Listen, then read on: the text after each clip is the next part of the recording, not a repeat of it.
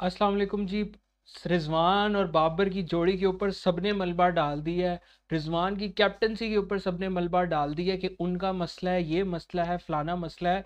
और पाकिस्तान से 147 148 का टारगेट नहीं बना। ये सारा मलबा जो है सारा रिजवान पे आ गया है, रिजवान बाबर की जोड़ी के ऊपर आ गया है। लेकिन मैं कुछ असलियत आप लोगों के साथ शेयर करना चाह रहा हूँ। आप लोग, मेरा ख्याल है पूरी दुनिया में मैं ही एक वाहिद बंदा हूँगा जो इस टाइम आप लोगों को, क्योंकि हमारी आवाम जो है ना बड़ी इमोशनल है, भूल जाती है बड़ी जल्दी। तो उनको थोड़ी चीज़ें याद करानी पड़ती हैं। तो मैंने कहा मैं आप लोगों को ज़रा आईना भी दिखा दूं कि जो लोग बाबर और रिजवान की पार्टनरशिप के ख़िलाफ़ है कि इनकी ओपनिंग सही नहीं, ये नहीं, वो नहीं, तो उनके बारे में मैं बात करता हूँ। हम बेशक पाकिस्तान जो है ऑस्ट्रेलिया के साथ सीरीज़ हारा है, बी टीम से हारा है, इस चीज़ के ऊपर मैं नहीं कर रहा, लेकिन जो असलियत है वो भी आप लोगों को दिखाऊं। ये आज से पहले, मतलब आज की पार्टनरशिप से पहले, कल ये पोस्ट हुई थी, 10 स्पोर्ट्स ने पोस्ट किया था। और क्या पोस्ट किया था आप ये देखें कि opening most 100 partnerships by a pair in T20, कि किस पेयर के अंदर सबसे अच्छी पार्टनरशिप्स हुए हैं T20 के अंदर 100 की। आप देखें रिजवान और बाबर की 10 100 की पार्टनरशिप्स हैं। रोहित और केएल की 5। यानी कि दूर दूर तक 6 पे भी कोई नहीं, 7 पे भी कोई नहीं, 8 पे भी कोई नहीं, 9 पे भी कोई नहीं, और वो 10 पे बैठे हैं। एवरेज निकाल लो, 48 की एवरेज है बाबिर और रिजवान की ओपनिंग पार्टनरशिप की। फिर 46, 45, 47, 35। ठीक है। और फिर जो लोग कहते हैं कि जी आप लोगों का आज जो हम मैच हारे हैं वो जनाब ओपनिंग पार्टनरशिप की वाले हारे हैं। ओ भाई, आपने 20 ओवर पूरे खेले, आपका मसला स्ट्राइक रेट है या ओपनिंग पार्टनरशिप है? 148 स्कोर चेस करना था आपने, 200 नहीं करना था, जिसकी वजह से आप इस रिजवान या बाबर पर डाल रहे हो। आपका विकेट्स का प्रॉब्लम था कि आप लोगों से विकेट्स कंटेन नहीं की। सीरीज आप बेशक ऑस्ट्रेलिया की बी टीम से हारे हो, लेकिन आपको क्या क्या रीजंस है, मैं इस वीडियो में, जाहिर है मैं अगर आप लोगों से या मेजोरिटी के साथ इख्तलाफ कर रहा हूँ तो मैं उसका आपको सिर्फ इख्तलाफ नहीं कर रहा, सोल्यूशन भी देने की करूँगा कि असल प्रॉब्लम क्या है। 3 नाम ऐसे हैं जो इस टाइम प्रॉब्लम है उनकी, लेकिन और नाम तो मैं आप लोगों को बताऊंगा। लेकिन उसके अलावा क्या क्या पाकिस्तान से गलतियां हुई हैं, सबसे पहले तो हम चलते हैं moving on to the fielding aspect, क्योंकि पहले पाकिस्तान ने, फिर उस सीक्वेंस में मैं चल के आपको रीजंस बताऊंगा। पहला तो ये है कि आप 3 पहले ओवरों के अंदर कितना रन खा लेते हैं, 50 रन खा लेते हैं। आप ये विन प्रोबेबिलिटी का चार्ट देखें तो मैच जो है वो बिल्कुल शफल किया है। कभी उनकी तरफ ऊपर था, कभी हमारी तरफ नीचे आया हाफ टाइम पे, फिर उनकी तरफ गया, फिर हमारी तरफ आया, बीच में ये होता रहा। और विन और lose part of the game है, इस पे कोई इख्तलाफ नहीं। पाकिस्तान से गलतियां कहाँ कहाँ हुई हैं, ये प्रॉब्लम है कि सारा मलबा आपने रिजवान और उसकी पार्टनरशिप पे लगा दिया है। तो क्या आपके पास इससे अल्टरनेटिव पार्टनरशिप है स्क्वाड के अंदर? क्योंकि ये चीज़ बड़ी इंपॉर्टेंट है। आपके पास यहाँ तो इसके अलावा आपके पास कोई ओपनिंग हो, जोड़ी हो, तो आप कहो कि हाँ भाई ये हमारे पास ओपनिंग जोड़ी है, इसको हम ट्राई करना चाह रहे हैं। आपके पास कोई ओपनिंग जोड़ी भी नहीं है, आप और किसी और के साथ ओपन तो नहीं करवा सकते। और फिर एक दुनिया की बेस्ट ओपनिंग जोड़ी जिसके 100s के रिकॉर्ड है और उसको आप ऊपर ब्लेम कर रहे हो। तो खैर मैं इसको डिकोड करने की जो कोशिश कर रहा हूँ वो ये है कि रिजवान की कैप्टनसी में प्रॉब्लम नहीं है।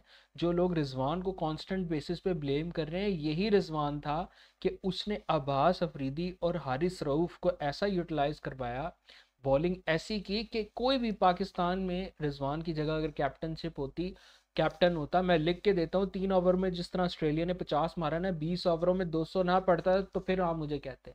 ये रिजवान की कैप्टनसी थी कि आपको उसने रिस्ट्रिक्ट करके दिया 147 के टोटल पे। तो हर चीज़ में नेगेटिव नहीं ढूंढनी चाहिए। ठीक है हम हारे हैं, वो भी सोल्यूशन में देने की कोशिश करूंगा, लेकिन एटलीस्ट आप असल मसला तो समझें कि हम हारे किस वजह से। तो भाई रिजवान की कैप्टनसी से नहीं आप हारे।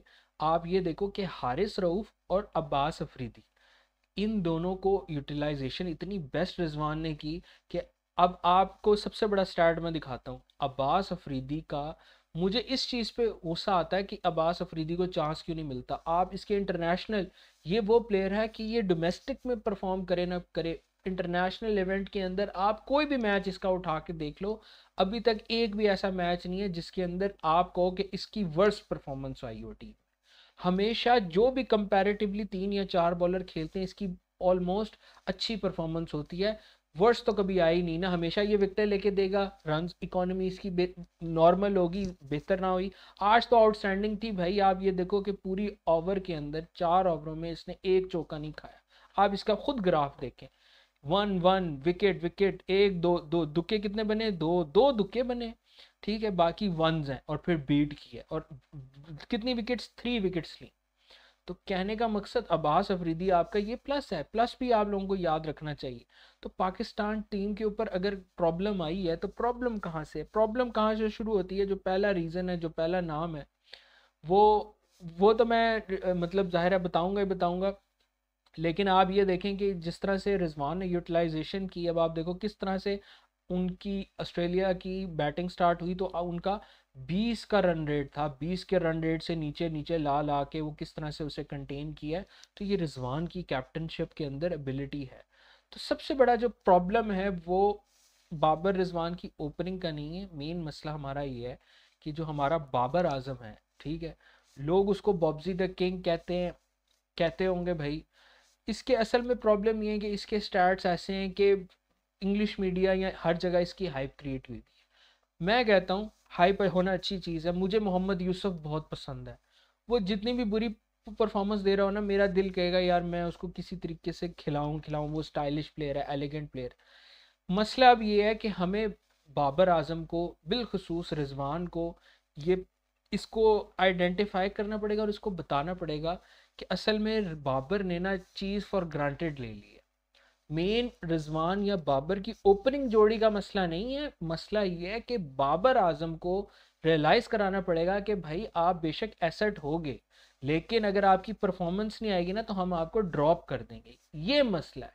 बाबर आजम ने चीज़ें फॉर ग्रांटेड ली हैं। आज उसने, आप जो सबसे पहला मसला, नामों के अलावा 3 जो नाम मैंने आपको बड़े बताने थे, उसके अलावा मैं आपको रीजन देता हूँ। आपको पता है आज आपकी फील्ड के अंदर 4 कैचेस छुटे हैं, 6 टोटल मिस फील्ड्स हुई हैं। सबसे पहले पहले ओवर में शाहीन की गेंद के ऊपर नसीम शाह ने कैच छोड़ दिया। फिर छठे ओवर में हारिस रऊफ का ओवर, जब हारिस रऊफ ने मोमेंटम निकाला तो कैच छोड़ दिया किसने, सलमान अली आगा ने, स्लिप पे हलवा कैच, वाइस कप्तान साहब। फिर आपका सुफियान मुकीम ने ओवर करवा रहा था, शाहीन ने कैच छोड़ दिया मैक्सवेल का।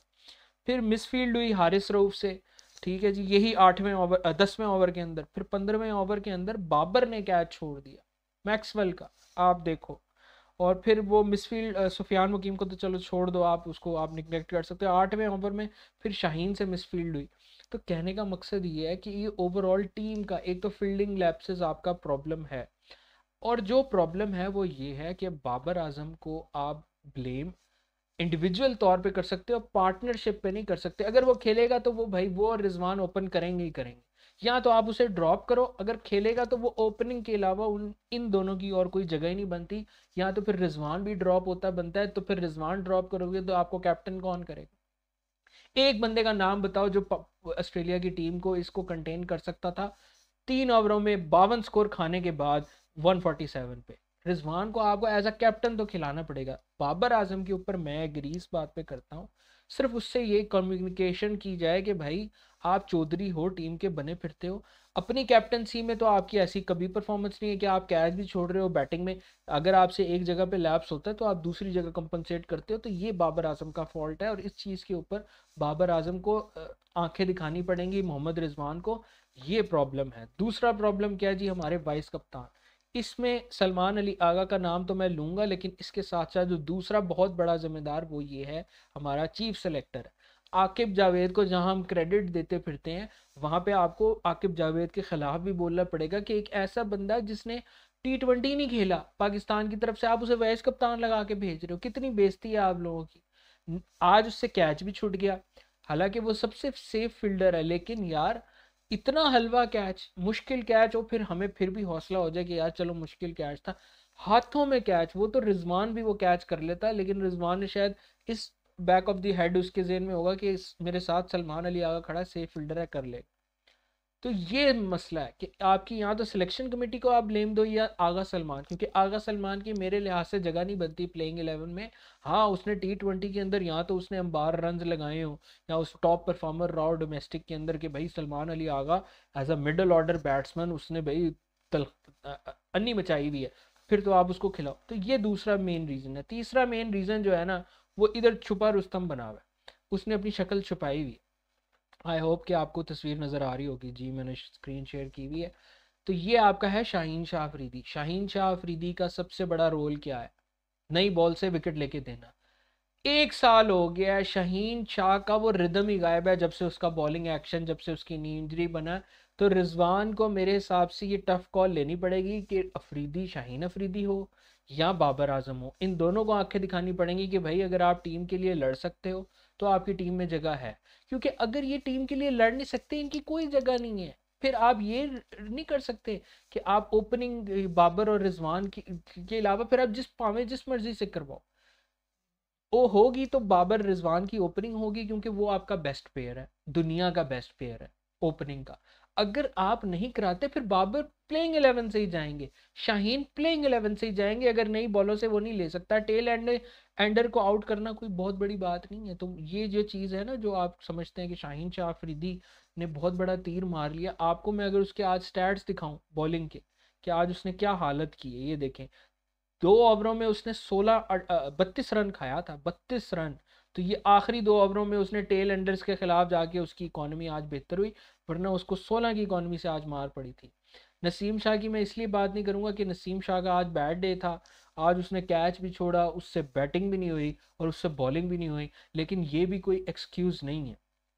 3 नाम जो मेन रीजंस थे, एक बाबर आजम था प्लेइंग 11 में, या उसकी जगह डाउटफुल है, अगर खेलेगा तो ओपनर खेलेगा, नहीं खेलेगा तो फिर जगह ही नहीं, उसको ड्रॉप करके किसी और को, हसीबुल्लाह को खिला दो। एक दूसरा सलमान अली आगा, उसकी भी कोई जगह नहीं है भाई, वाइस कप्तान। ये सिलेक्शन कमेटी की ज़्यादा रिस्पॉन्सिबिलिटी बनती है कि उसको वाइस कप्तान क्यों अनाउंस किया है, जिस बंदे की प्लेइंग 11 में अभी जगह नहीं बनती।